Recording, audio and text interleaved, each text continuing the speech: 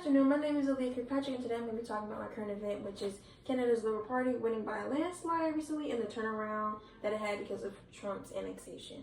So recently, there was an election in Canada for the new Prime Minister. It was the Liberal Party and Conservative Party that they had. And so their Liberal Party won by a landslide this Monday in the federal election, which marked a huge turnaround because of Trump was severely impacting Canada, and a lot of the Canadian citizens equated the Conservative Party in Canada with Trump, and they saw all the things that he was doing in the U.S., and so they decided to turn the election around.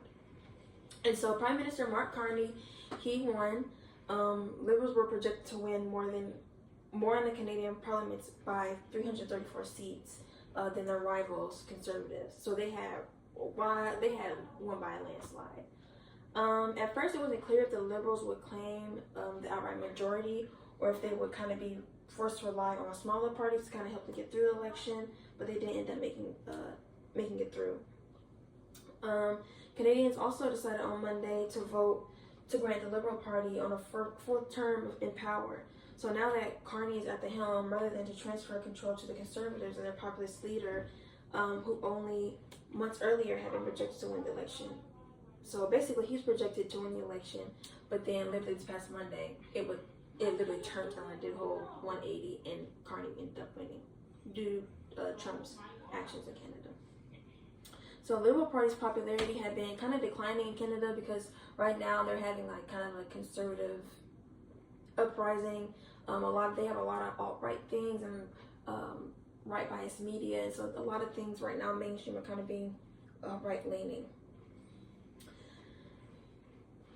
So currently Trump that we have, he had threatened to annex Canada and also with their sweeping tariffs, which had literally destroyed Canada's economy to a point, and had also dominated the campaign for voters. So because of the annexing and tariffs that Trump had did, that had impacted Canadians' votes by a large margin, which is why that led them to vote for Carney.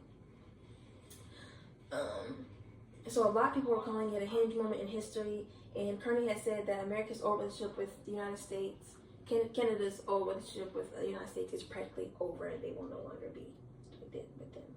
So, the system of the open global trade, anchored by the U.S., a system that Canada had relied on for so long, they can no longer rely on that because of Trump's tariffs and wanting to annex Canada.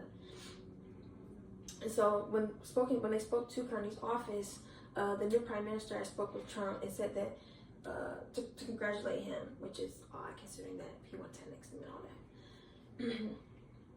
that. So Carney, he was already a seasoned veteran in the game. He's graduated from Oxford. He's an economist. He literally helped on the Brexit of the UK. He's very experienced in these things.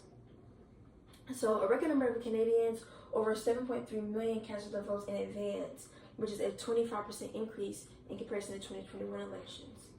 So, and also the group this election was way more diverse. There were old people, young people, people of the LGBTQ community, different races, ethnicities, nationalities. So everyone really gathered up in this election to really make a difference.